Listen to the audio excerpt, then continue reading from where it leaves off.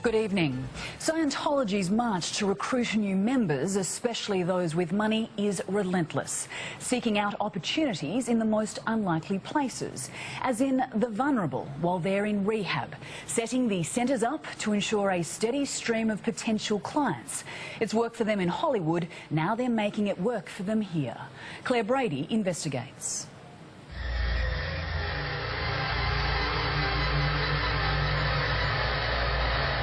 Why ask permission? We are the authorities. We are the authorities on getting people off drugs. We are the authorities on the mind.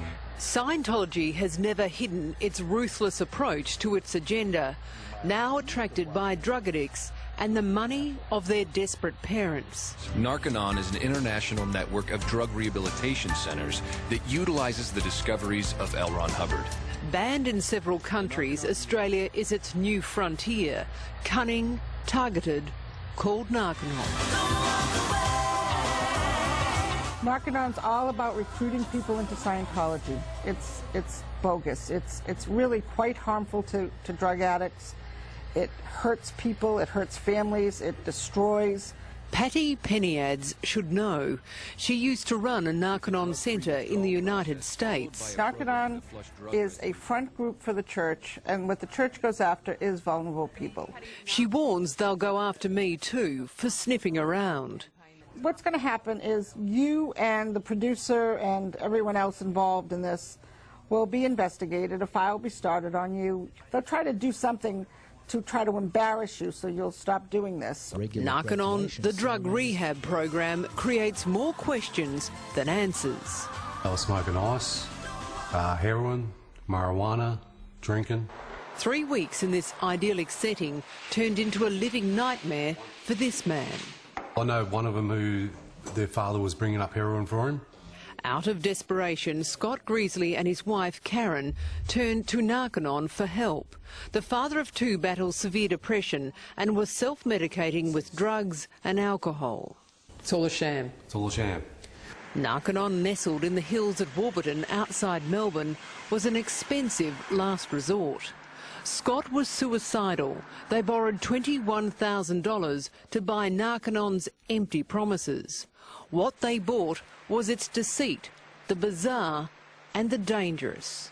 You got to sit in front of the ashtray, and then you got to command the ashtray, and it's 5 or 6 steps to it, but you got to command it and stand up in a loud voice, and then say thank you, and then sit back down on that chair. You have to thank the ashtray. And then you got to thank the ashtray, but you got to think that you're inside the ashtray. That was bizarre. Doctors say Narconon's sauna and intense vitamin program is dangerous. It starts off as 2 hours, and you do a half-an-hour run beforehand, and you take you start on 100 milligrams of niacin. And what about the sauna though? How long were you spending in there? And that's up to them whether you might spend 30, 40, 50, 60 days in there. Of up to 5-hour stints? Up to 5-hour stints at the end. Karen took her husband from the Narconon Centre after 3 weeks. As a qualified nurse, alarm bells were ringing. Get them out. Get them out. You're going to lose your money. I mean, the worst case scenario is that they're going to recruit your child into Scientology. Patty has seen it all before. This was developed by Hubbard, who had little to no knowledge of medicine. This is basically quackery. It's bogus. And medical doctors have looked at this and claimed it as being bogus. My interview with Narconon's Melbourne founder, Nerita James, was going well. I guess it's looking at the cause of why a person started using drugs in the first place. But things soon soured. Well, they say it's brainwashing. But see, it's religious discrimination for that person to be saying you can't do the Narconon program because there might be a Scientologist working there, or it might be using some works of Mr. Hubbard. No, but Nerita, you can't get a little bit pregnant here. Are you either part of the Scientology movement with Narconon or not? No, we're not.